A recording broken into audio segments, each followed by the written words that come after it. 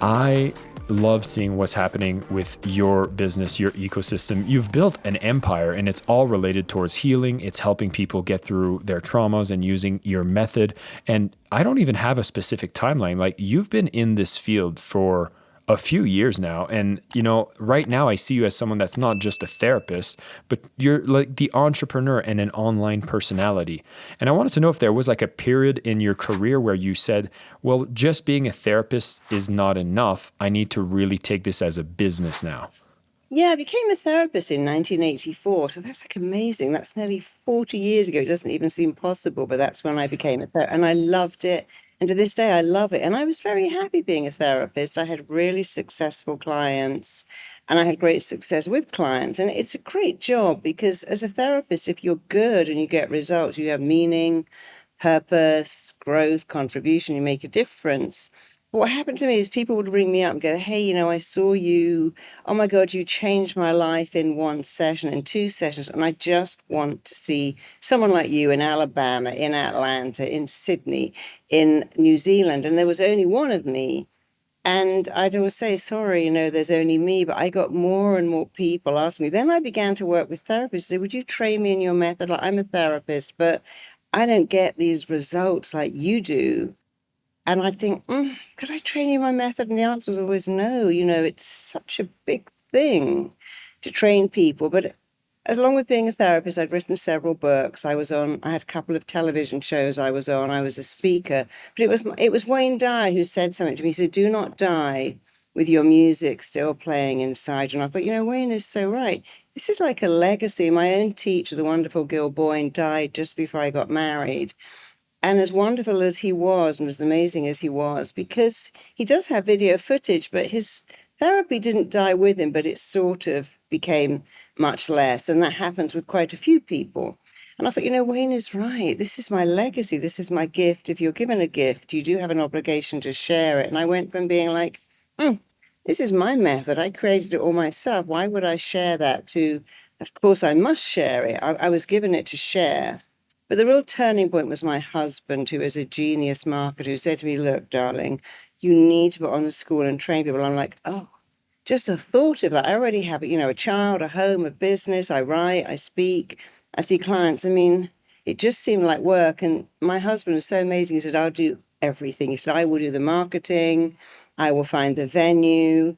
You just turn up. And I thought, okay, I said, well, let's just do one. Put on one school and it was in December 2015. We'll see what happens. We put on one. People came from all over the world, from Guam, from New Zealand, from Vancouver, from Australia. We're like, wow. And at the time, it was a week's training, a 3-week break, and another week's training. And they stayed. Some of them actually went back to Vancouver, then came back again. And they all said, this is amazing. And that first school in 2015, 80% of the people who attended are still practicing RTT very successfully. We did one. It was like, let's just test it out. And they all said it was incredible. And now I look back, we didn't even really have a curriculum. I'd been in Costa Rica speaking for mine. I literally flew back. And I was just, each day I thought, I don't need a curriculum. I just need to have each day's school ready the day before. Because actually, when I was on the way back, I went into anaphylactic shock. I got really sick, but it didn't matter. The school was amazing. And so after doing one, I think we did 5 more the next year and then 7 more. And since then, we've taken our live training to Sydney, to Melbourne, to New York, Miami, Los Angeles, Vancouver, Berlin, Amsterdam, of course, all over the UK. And now here we are just about to bring it to Dubai. And we've trained almost 17,000 therapists, which is a lot. And most of them are having extraordinary success. And some of them, again, I'm a therapist, and others are saying, I'm writing books, I'm speaking, I've got this group going. And some of them have got their own radio show. One of them had a whole television program made by the BBC about her success with infertile women. But I really have to thank John, because if he hadn't said, because he, of course, ran comedy clubs. He said, I know what to do with talent. He said, I've had 22 comedy clubs. He had the UK equivalent of the comedy club. And he said, I know what to do with talent. You show up, I'll do everything. And true to his word, he worked so much harder than me. I showed up with a curriculum, but he did everything. And he still does. He's amazing. He works so hard behind the scenes. It's it's a partnership that needs to be successful so you could be supported to get everything done. And Yeah. I think it's very underestimated when you are the talent, the artist, the creator, is you need to be in that state to create and to deliver. And, you know, I've seen you do your method, and then you have to always be creating. I mean, that's where you bring the most value. But you said something during your first workshop that I think is worth kind of putting a lens on here, is that you went ahead and did your first school project and you built the curriculum as you were teaching the school. And I think that there's a lot of blocks that come from having, oh my God, I need my perfect curriculum to be created before I even think about putting myself out there and teaching. And so, a couple of things I want to ask here is like, what's kind of the necessary work that you need to have done before you plan the curriculum? And at what point do you just go, you know what, I'm going to put it out there? Yeah, so for me, we decided to put on the school. I think we started to get it together in the summer. And then two things happened. I don't talk about it a lot. I got cancer in September. My school was starting in November. And then John took me away to recover and I went into anaphylactic shock. And so I just never really had the time to sit down and write the whole perspective. And I thought, you know what? Does that matter? All I need to do is each day plan the next day because in RTT, we teach people to niche. So we might have a day on infertility, a day on corporate burnout, a day on childhood problems, a day on weight issues, a day on addictions and phobias. So it's very much structured that, look, we're going to teach you all these specialist areas. We might have a day on fears and phobias. So all I really had to do was to have each day planned out. Of course, I didn't actually realize that on the night before, I could sit down and go, okay, today we're going to do all of this.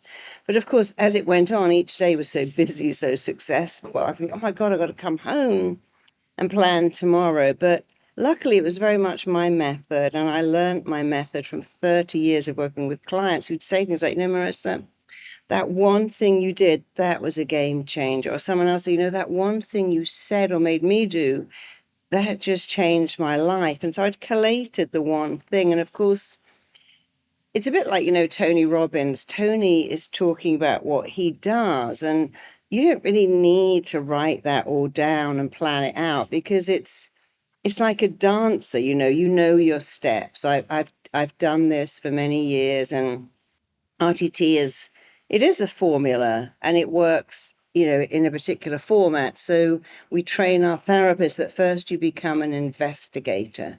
An investigator gathers information. A good detective goes, well, what happened over here? And let's stick these pictures on one. Let's look at the scene and gather information. And so we always wear 5 hats. The first hat, become a good detective. Never say what's wrong with you. Say what happened to you. So you began to stutter at 11. You gained 50 pounds at 12. You became phobic about going out at 9. Must be something happened. So the first thing is you gather information, and then you go from being an investigator to an interpreter. You begin to interpret with the client what happened, how did that affect you? Because it isn't just what happens, it affects each person differently. And then you become an interrupter and you interrupt massively the brain's patterns, the client's belief. And then finally, you become a coder and you install a whole new system. And it's doing it all together. Many therapists will spend a long time finding out what happened, and some do other work to try and change the behavior. But when you do it all together, it's immensely successful. So although I didn't have a whole curriculum written out and a whole brochure, which of course we have now, it was immensely successful. And then of course my sister came on board, who's a genius at creating curriculum, and she actually put it all together, made it super professional, and it's been amazing. But sometimes you just have to take a leap of faith. It's a bit like someone who says, I'm going to write a book. Writing a book is like drawing a picture. If you're drawing, you often think, well, I do the little, like to make a little house there. Then I put a tree over there. Then I'll do a gate.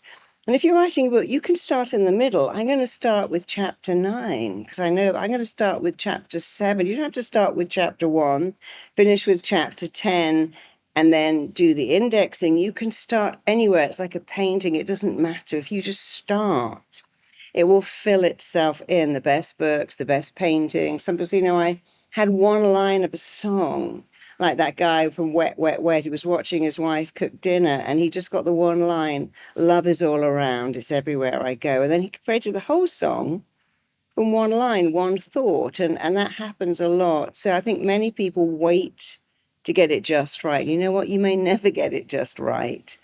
Don't wait. Start. We're waiting for motivation, waiting for perfection. Motivation comes when you take action, and the only way to be perfect is to begin it. When you begin it, so Goethe said that, when you begin it, it has genius and magic in it, but you must begin it now. And that's so true.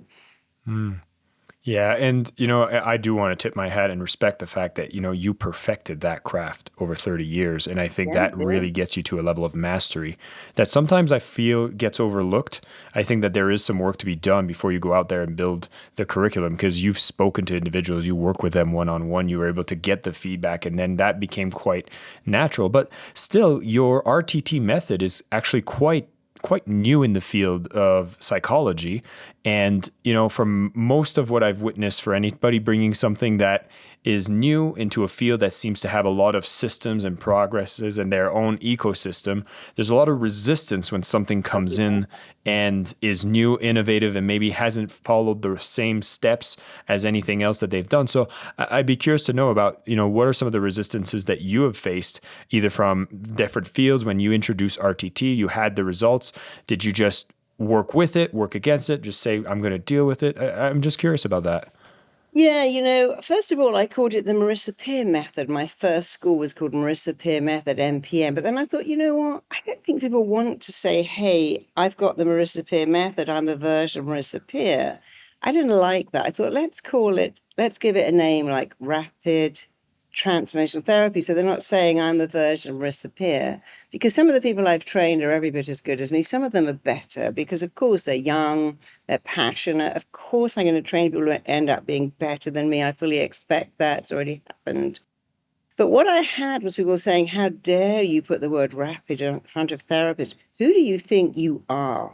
Don't you know that therapy is long and arduous and we've got to build a relationship and it takes years? And then when we've got trust, maybe something will happen. And I was always perplexed by the fact that every healing modality says, bring me your pain and I'm going to help you. So, ER, doctor, dentist, chiropractor will say the same, turn up with your pain and I will do my very best to remove your pain. So, every healing therapy says that, except for therapy, which is bring me your pain. We've got to get to know each other. We've got to go on a long journey together.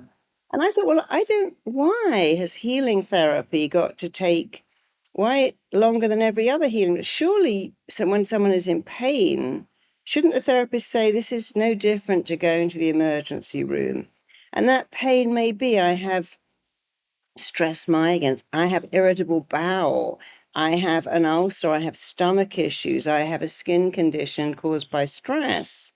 But it also could be, I have the pain of I can't find love.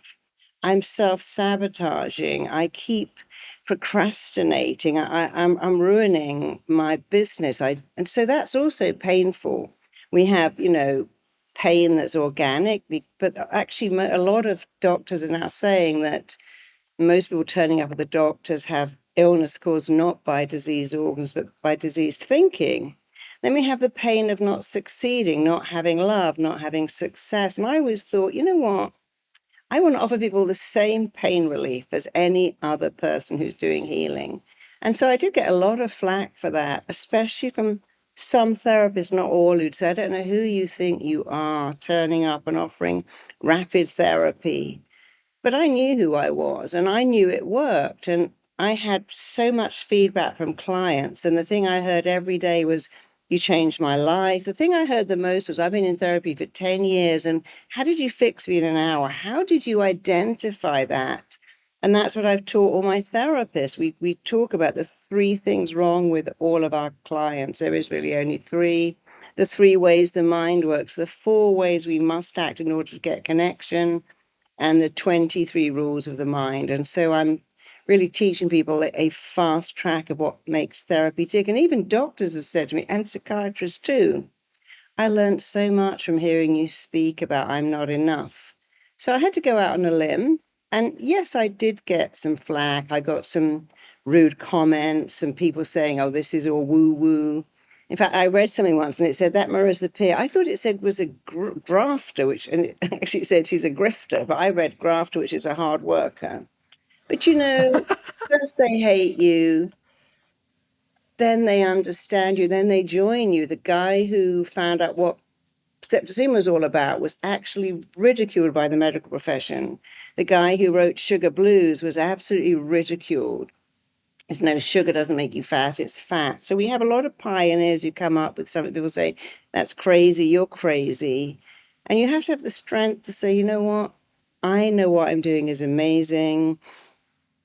I get so much feedback from clients. And when somebody wrote to me once and said, I don't know what carnage you think you're creating doing rapid therapy, it's disgusting. Don't you know therapy is a world of pain that you try to crawl out every day with very, so I've been a therapist for 30 years, I'm still in pain. So I wrote back a very nice letter saying, well, I'm sorry you think I create carnage, but this morning I got this letter from someone saying, I've been fantasizing about killing myself, but I was just scared that I'd jump out of my window and I would survive, and I didn't want to survive. And then I heard you talk about I'm enough, and I don't know what you did, but within 4 days, that's all gone away. And I'm actually feeling happy, which is something I don't. So I sent it to him, and he went, so what? As one person, I'm like, oh, how many do you need? If one person doesn't kill themselves because of a skill you have in your whole career, I would have thought that was enough. As it happens, I've got a lot of those letters. I get letters from kids of 17 saying, you changed my life, or women who said, I left an abusive marriage because I listened to your message. But I thought that was so interesting that when I sent him this one, I said, that just came in today. He was so annoyed and went, that's just one. I'm like, well, you're a therapist. Surely you know that one is enough. But then, of course, you have to learn. You can't convince someone. It's not your job to make other people like you. It's your job to make me like me. The most important words we'll ever hear are the words we say to ourselves. I can put my hand on my heart and go, I'm a good therapist. I've done some amazing work in the world. I do have a skill. I do help people change their lives. Not everybody likes it. I know it works. And the most important opinion is not that guy who wrote to me saying this is disgusting. It's my opinion. Can I look in the mirror and say I'm doing good work? Yes, I can, and I do. And, I've won a lot of awards. My therapy's won a lot of awards. We recently got an award for the most innovative thing in education. That's probably the best award I've ever had. But my own therapists are also getting awards and getting press. I used to get letters every day from clients saying, oh my God, you changed my life. But now I get letters, texts, and emails from my therapist saying, look at the letter I got, look at the flower, look at this breakthrough I had with this kid. And it's such a lovely thing to put something in the world that helps people. And of course, some people think I shouldn't do it. But you know what? I don't care. And of course, also, when I started as a therapist, all therapists were men. Freud, Sigmund Freud, Ericksonian, they were all men. There were very few women saying, hey, I've got something. And somebody said to me once, well, who are you to say this? I'm like, well, someone's got to.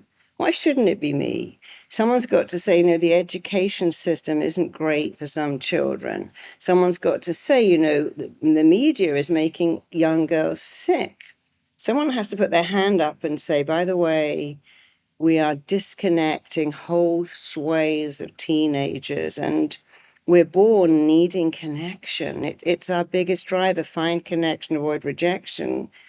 And we're disconnecting people, and what's going to happen to their mental health? Nothing good. Well, I'm so glad that you decided to push forward, even though there is going to be that level of hate that happens regardless of what you do. But it does stop a lot of people. But in your case, you've actually helped a lot of people when you think about how you've turned around and said, well, if I can give these tools to other therapists and they've had some success. But your method was quite a unique skill. I was so excited to hear you talk about how you go as Marisa Peer and you're like, I have some of my students that are better than me. Yeah, I But I know do. that when you create a method, it's your baby, and It's my letting baby. go of control. You have other people that are using your tools, using your name, and you Yeah. can't necessarily control the level of quality that you do. So how did you move past that, get to understand the greater good, and were there certain things that you did to ensure that, okay, this is not going to be used irresponsibly? Yes, obviously we're very careful who we take on. There have been 3 times when I've given somebody a refund and said, look, I'm just going to let you leave my class. You cannot be a therapist. You just don't really get it. And so we've done that. We've refunded people, of course. And it is a challenge because I've created a formula and it's like saying, hey, I've got a recipe. So, for instance, my favorite Jamie Oliver recipe is take a chicken, take coconut milk, take coriander, and put some lemons inside the chicken and do all of this. And it will come out pretty much like Jamie Oliver's. I like it. But if you say, well, I'm going to mess about, I'm going to not have chicken, I'm going to have duck. I don't want coconut milk, I'm going to cook it in orange juice. I don't like, I'm going to put sage instead. And I'm going to cook it for more time. And then it comes out and you go, oh, this is not great. Because when you have a formula, we do have to say, look, please don't mess with it. Don't start adding stuff. And sometimes that happens with, we train therapists, doctors, nurses, but we also train people who have been police officers, fire officers. We trained a lot of pilots. And the therapist, we have to occasionally say, look, this is not psychotherapy. You have to not wander back to, and how does that make you feel? And let's just sit with a feeling. So there's always going to be someone who says, I'm going to add stuff to it. I'm going to add in something, take away something. Luckily, when you train with me, when the training ends, there is ongoing therapy forever. You come on every month and have various master classes with me, with marketing experts, with other experts, like for instance, Mark Hyman. And so we do keep an eye on it. And people will write in and say, can I combine it? And we're like, no, you can combine it if you're a dietitian and nutrition. Of course, you can give advice, but you can't combine it with tapping, for instance. Tapping's fine, but we really encourage people not to do that. And of course, occasionally I'll look at one of my therapists and think, oh, that's not quite what I would say. That's not quite what I would do. But I've also had therapists who I thought, wow, oh, what they're doing is even better. And I've added that in. So one of the things of our TT is having a client go back to some scenes and then say out loud, that's not me. And one of my students said, I make them say, that's not me anymore, because I went, oh, that's so much better. So I added that in, but of course I credited her because she took something I created, but actually added something to it. So if a client says, I eat cake because my mum made me cake and I was loved through cake and my mum was busy, but every weekend she'd make a cake and that's how I felt her love, we'd have them say, that's not me. I don't need cake to feel love. But she had them say, that's not me anymore because, which was better. So for every person I've trained who might be diluting it, not quite, and straying back into all of this long visualizations, we have others who are really actually making it even better than it was. And my teacher said to me, you've made hypnosis something better than it ever was. The way you've shaped it and molded it is genius. I didn't say that, he did. But I can see people I've trained also shaping and molding, making it even better. And you have to accept that when you create a method and train it, someone's going to do it even better than you. Whatever you're teaching, whether you're teaching yoga or Pilates or book writing or dog training or child rearing or IT, somebody will do it better than you. And that's a good thing. You have to really not be jealous. I was actually at Mind Valley last year, and there's a girl called Caitlin, and I said to Vishen, you got to put this girl on stage. She's so good. And I know that Caitlin is younger than me, young, beautiful, talented, and I know that in a few years she'll be amazing. But you have to not think, oh, I'm jealous. She's so good. You have to nurture talent. There's enough for everybody. And rather than being jealous of someone coming up behind you who's younger, fresher, brighter, has got way more energy, you have to think, this is good. It's like saying, Mick Jagger would be jealous of Ed Sheeran. Not that I compare myself to Ed Sheeran or Mick Jagger, but you have to accept that talent is always coming up, and sometimes it's better than you, and you have to say, that's okay. That's how it should be. Instead of being jealous, you have to celebrate it. Once you really started working on this new wave of talents, I'd be curious on how you actually started like measuring as a company the success of your therapists. Did you like start having these kind of celebrations? Because I remember when I was working at Mind Valley, we would celebrate a lot of the success we'd have for our authors, or we'd to celebrate the success for the students. But when it comes to having independent trainers that are going out, I think it was Zumba that was a big consultant of us, and they were actually very adamant on like celebrating their instructors that would take the methods and go out there on themselves.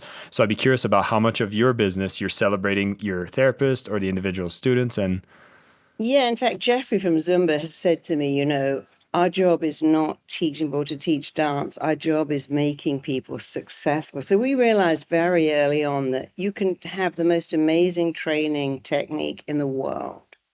If someone doesn't know who you are, where you are, and what you can do, then that's a great shame. And therapists are often not good marketers because they're therapists. They've got that real heart for caring. They care about people. They want to make a difference. They're such good people. But of course, they don't understand marketing. It's like, who am I to talk about myself? Who am I to promote myself? Don't I seem arrogant or big-headed? And so it's a little bit alien to many therapists to market because they're in the caring profession. And so we realized that we had to actually add a huge swathe of marketing to our training. Luckily, my husband is an amazing marketer. And so we started to employ amazing marketers, really good. And we started to teach marketing. How do you find clients? How do you get on the radio? How do you get in the press? How do you get in your local paper? How do you get repeat clients? How do you get referrals? How do you create an emotive story? Every successful business in the world can tell an emotive story. And of course, what do people buy? People buy things that make them feel good and that lowers their pain point, which is what we're selling. We're selling freedom and empowerment. We're lessening your pain, but we're making you feel good about yourself. So that's a great thing to sell. But people say, oh, I don't feel comfortable. So we created a marketing course side by side, and now it's actually in court. We used to be you can buy the course and you could earn the marketing. Now it's all included. And we have some incredible, amazing, phenomenal marketers that teach you it's okay to market your business. It's a good thing.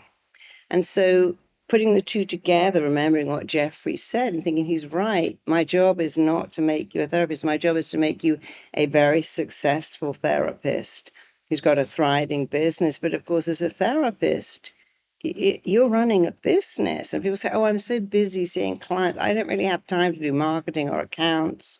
But you have to do that too. I mean, I was very ambitious. When I was a therapist, I wanted to be the best. And I wanted to be the best therapist, the most recognized, renowned, respected therapist. I was very clear. But in being very clear, I also knew what that involved, which is calling a lot of new, this was in the 80s, and I knew that if I rang a magazine or a paper every day, say, hey, would you like to write about me? They'd go, no. Some of them went, oh, yes, tell me more. In fact, one of the first magazines I wrote was Men's Health, and Men's Health had just done a piece on firewalking. And I thought, you know what? I can call them. And I said, hey, I'm a therapist. I work with a lot of athletes, and this piece on firewalking is really a piece on hypnosis. Would you like to write a piece on hypnosis for athletes? I went, oh, we'd love to. I went, they actually gave me my own column because I took a leap of faith. And also I understood, because I have so many successful clients, that they leave clues. People who succeed do the thing they actively hate and dislike to get to where they want to go. They make that very difficult call, and they tend to make it first. And it wasn't easy to pick up the phone and say, would you like to write about me? They go, no. But someone went, yeah, tell me more. And I did that every day. And with 18 months, I had so many articles, so much press, so many book deals, I had to stop doing it. But you have to teach people that. What do people who are successful do? They do what they really do not want to do to reach their goal. They do it first.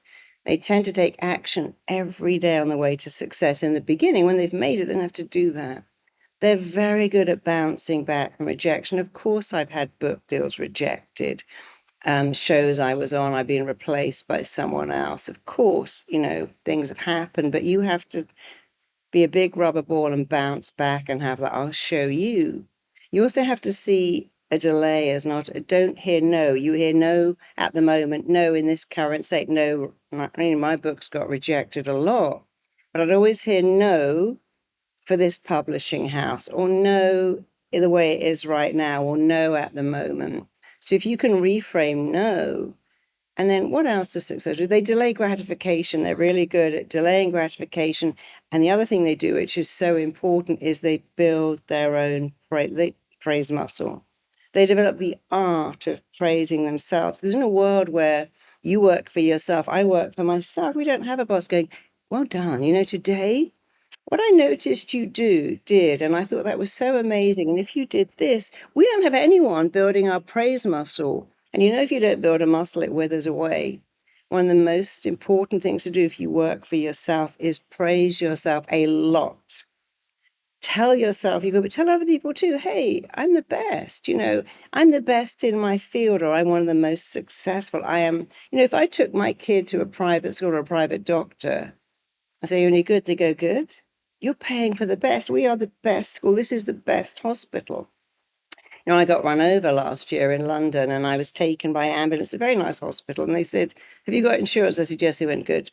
This is the worst fracture we've ever seen. You need someone who only works below the knee. This guy said, I don't want to touch your leg.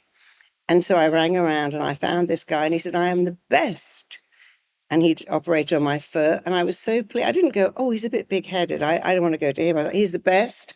That's where I'm going. I got transferred to his hospital. I had to go where he was. He didn't come to me. I said, well, he's at this hospital. I had to get an ambulance and go there. And he certainly was the best. He was amazing. But, we like the best. The best. If you're ill, or you're putting your kid through school, or you've got an investigation by the IRS, you want the best accountant, the best doctor, the best teacher. It's very reassuring. So why can't we say, I'm glad you came to me because I'm the best. I'm glad you sought me out because I am super qualified to help you. So this art of saying, I'm really good. After all, we're all given a skill. The universe gives everyone something. And our job is to find out what we're good at, really develop it, or amazing at it, and then learn to market it. That's your job. Ed Sheeran wasn't supposed to be a plumber. Adele wasn't supposed to be a nail technician. You get a gift, learn the art of being even better at your gift, and then learn the art of marketing your gift, and also learn the art of saying to people, I am really good. There's a great story I love about Celine Dion, who I think at 14 I sent an audio cassette. I believe it was to Sony, but it could have been a different company. And she didn't hear back. And so she called them and said, hey, have you played my music? We didn't like it. And she said, you haven't played it. If you had played my music, you could never say those words. We don't like it. And there was something in her voice that they found so shocking. Her sense of unshakable certainty that you haven't played it. That they said, send it again. And she did, and she got signed. But you see, she could say, you haven't played it. And some people have that. They can say, someone said to Meryl Streep, Meryl, you'll never make it in this town because you're not beautiful. And she said, that's your opinion, but I can get another opinion because I'm not acting because I'm beautiful. I'm acting because I have the art of being an actress. And actually, when she was in Out of Africa, she looked very beautiful. And Robert Redford washing her hair in the bath, she looked stunning. But when she played Margaret Thatcher and the girl whose baby was killed by a dingo, it didn't require beauty, it required a talent. So the ability to say, I won't let that in. We all hear people say, you're rubbish, I don't like you. I mean, when you write a book, I've written 7 best-selling books. Some people say, I hate this book. I also hate the writer. Who does she think she is? But you have to say, am I going to let that in? I find what helps is thinking, who wakes up and says, my life is so great, I'm going to go online and savage that Marisa Peer. I'm going to go online and diminish that Jason. People are happy by nature, very benevolent. And critical people have the most criticism reserved for themselves, and they reflect that out. Nobody wakes up and says, my life's amazing, let me diminish someone. I know that because we work with a lot of bullies in schools, and we work with we work with the bullies who are very unhappy. It's like a seesaw. Here's me and here's you, and I know that you're equal to me, and you know that I'm equal to you. But if you thought I wasn't, you weren't. A bully believes that this is going on, that you're there and they're there, and they only have two choices: diminish you or elevate themselves until that happens. But you see, no one can diminish you unless you choose to let it in. And so a big part of my journey was getting criticism. And is this constructive? Sometimes it was. And if it wasn't, well, I don't have to let it in. I have agency over what I let in. And I've had a lot of amazing press and some not. I've had a lot of incredible feedback and a little not. My books, very lucky, they have mostly incredible reviews, but a few not. But it's okay. In fact, somebody said to me once, you have no negative reviews for your book. This is a cult. It's a scam. I can't find any criticism. I thought, I'm so glad I've got one now. I was actually relieved when someone said, I hate this book. It's like, oh, finally, nobody can say it's a cult. Where's the criticism? Because, of course, as I got bigger, I got more and more. I just got to deal with it, you know. Someone said to Michael Jackson once, what do you do with your reviews? He said, I weigh them. I thought that was such a great answer. I don't read the bad ones, I just weigh them. Marissa, that's so good. And I've witnessed what happens when someone shows up with confidence, shows up as wanting to be the best. It's almost like a mirror to others, and it's being like, oh my God, if they show up like that, it's like it almost makes me feel vulnerable and insecure if I haven't been showing up at that level. So it's almost like I need to attack because I'm feeling like this is not something I'm comfortable. I know myself that I'm not have showed up at that level, and I've seen the more secure and confident you are at being the best. That there's always going to be a tribe of people that have to go and attack, and I think the way that you've handled that is actually quite powerful. And your journey and your success has kept going, and I know you're still in the middle of your journey. And this is one thing I wanted to ask. Like you've been in therapy for 30 years. You've transformed a lot of lives. You made a big impact, and you could have been like, "Hey, this is great. This is it." But you're like, "No, I want to go further." And I'm sure it's not all sunshines and rainbows. I'm sure there's challenges. There's new things you're learning, things you didn't expect, and you keep pushing. You keep pushing. So, what does it take for someone like you to just be continuing to push? And is there a level that you're like, "Okay, this is enough"?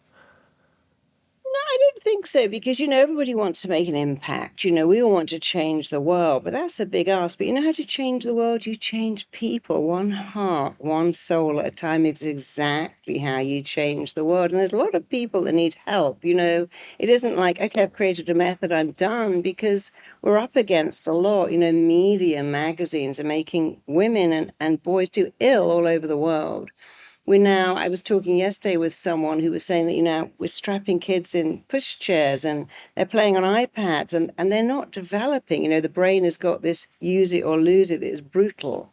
And a lot of what's happening is that we don't understand children need to run and climb and put stuff in their mouth and learn. You know, I was working with some children who are adopted from Romania who are tied into their cribs for 3 years. And the brain doesn't develop certain pathways that it really needs. And so there's so much more research coming out about disconnection. I've always found it's only my opinion, but I haven't found many clients who are depressed because the brain lacks something. I found people who are depressed because they're disconnected. They fail to follow their heart's desire, and they use harsh, hurtful, critical words to describe themselves almost on a daily basis, and that will get you depressed far more than this chemical imbalance, which no one has ever been able to prove, because you can't look in the brain and go, oh, look, there's a chemical imbalance. And anyway, that was not invented by a doctor, that was invented by a drug company. So it's not like you can say, I've done a great job and it's finished. You know, one of the reasons I moved to Dubai is because we were invited to put RTT into the entire school system, which was a huge thing. My passion has always been children, education. I think every therapist should have a mission. Let me put myself out of business by getting the next generation. And so I've always thought I want to put myself out of business by getting to school children. So it was a great thing to be told, hey, could you put your method into schools? We started with elementary schools. We put it into 3,000 schools We won a lot of awards. We did so much stuff with, because the job of a school is to raise the self-esteem of the pupils, but people don't understand that. They're so busy, got to learn Latin, got to learn French, got to learn maths. The job of a parent is also to raise kids with healthy self-esteem. It doesn't matter how much organic broccoli you're giving your kid or mandarin. If they don't have self-esteem that's high, you haven't done your job. And schools and parents, no one teaches them this stuff. So we thought, let's come in right at the bottom and raise children's self-esteem, because if they have high self-esteem, they perform better academically, they neither become bullied or become the bully, they don't get depressed. And so it's not like I can say I'm done, because we're getting more and more offers of work in America, in Europe, in the Middle East. Can you put this program into schools? Can you create a program for bullies? Can you create a program for children's emotional well-being? Can you? And our answer is yes, yes, yes, we want to do all of that. But I think when you love what you do and do what you love, I mean, I don't even know what retiring is. I have no interest in retiring. I consider myself very lucky because I love what I do and I do what I love. And when you do that, nothing ever really feels like work. I mean, I do work hard. I also think I've never really worked a day in my life because I love it so much.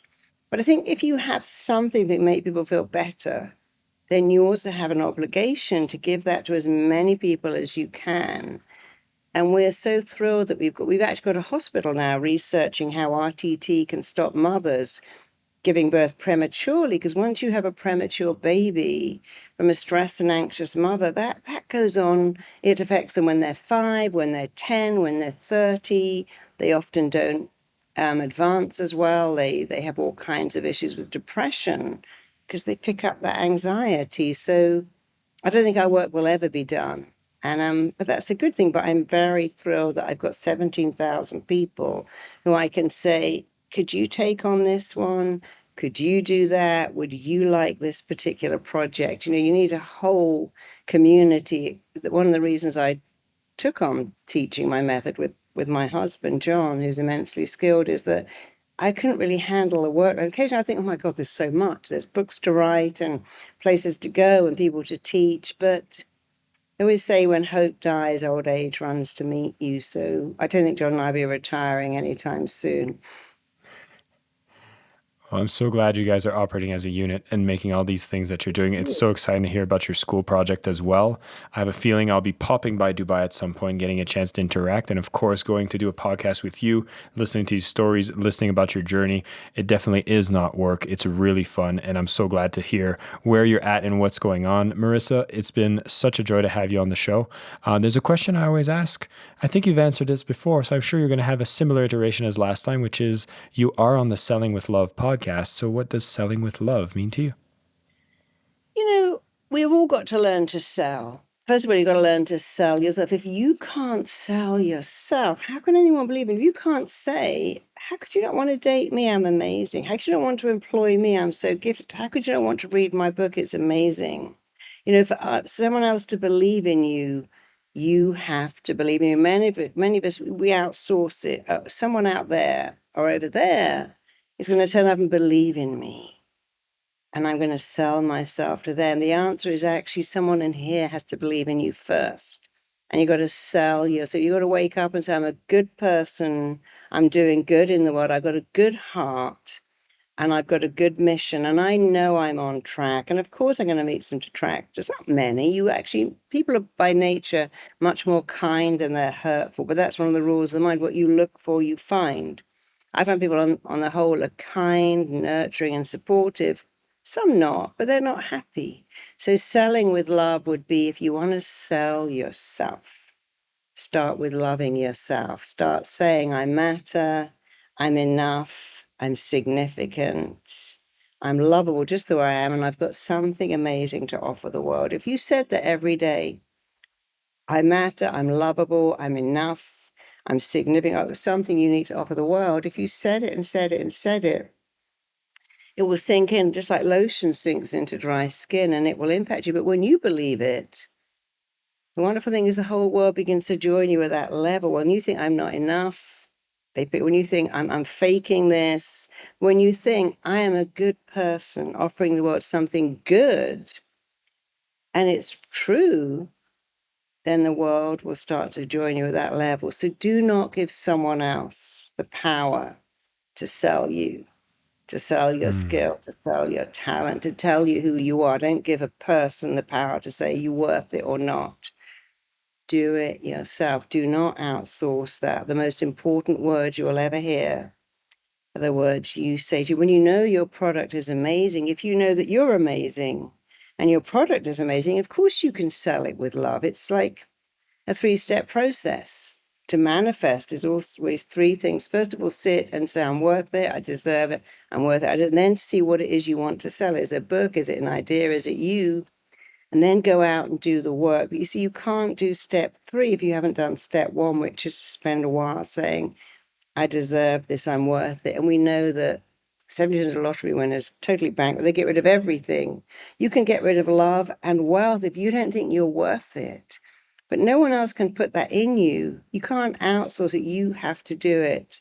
So selling with love is love yourself enough to recognize that here you are on the planet with something amazing to offer and you're unique, and then go out and do it, because on the whole, people will support you and believe in you.